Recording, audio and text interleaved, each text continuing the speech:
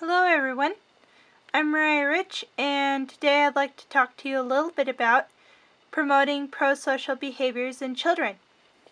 One of the first concepts I'd like to bring up is the concept of building relationships using wager. Now, many of you might wonder, what in the world is wager? Well, wager is an acronym that stands for warmth, acceptance, genuineness, empathy, and respect. So first off, using warmth. As teachers and parents, it is important for us to use warmth. Warmth is a gentle touch, the kind word. Warmth is the offering of security and protection for children. Warmth is a happy welcome. Acceptance.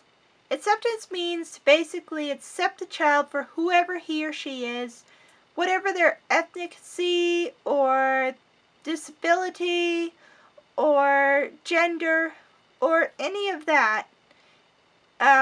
Whatever it may be, it's basically saying you have the right to belong here and we believe in you. You can learn right along with these other kids and you're accepted. Genuineness.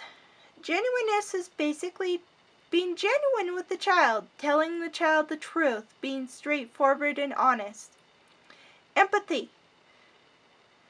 That's basically just relating your feelings with the child's. When the child is hurting, you can express that in your words and actions, like, oh, that must hurt. That looks like it really hurts.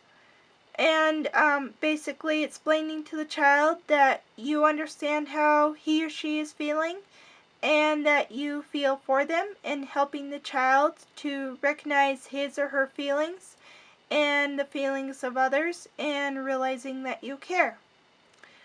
And finally, using respect. Respect is showing the children that you care enough about them to listen to them in their side of the story. Another form of respect is to believe in the child's learning capabilities, and by giving the child time to complete his or her task, such as putting on snow pants or doing some other task. So, that in a nutshell is warmth, acceptance, genuineness, empathy, and respect. And moving on to my next concept, it is modeling. And I believe that it is important for us as teachers to model in front of our students what we would have the students to behave like. So in other words, we need to act like we teach our children to act. We need to model the behaviors within ourselves in order for the children to understand the importance of the behaviors and why we are asking it of them. So here are some examples. If we expect the children to remain calm, we must remain calm.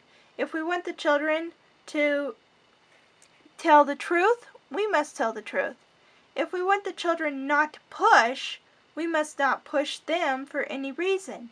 And I see this a lot. I see teachers pushing children to get them in line or to go wherever they need them to go if the children are not moving on their own. And I believe that it's important not to send this message to children, but that we need to send the message that, hey, I said pushing is not okay, and therefore I'm not going to push you either.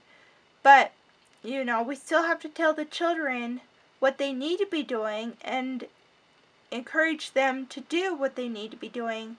But let's model behaviors that we want the children to have in the process of doing it. My next concept is, of course, teaching. And teaching, well, it's not really a concept, but teaching includes problem solving, conflict resolution, working together, and sharing, among other things. We teach all these things.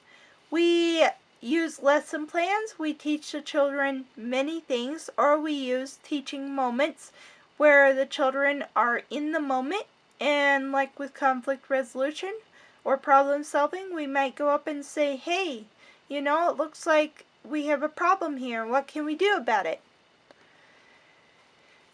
I believe it's important to tell the children what they can do, not what they can't do.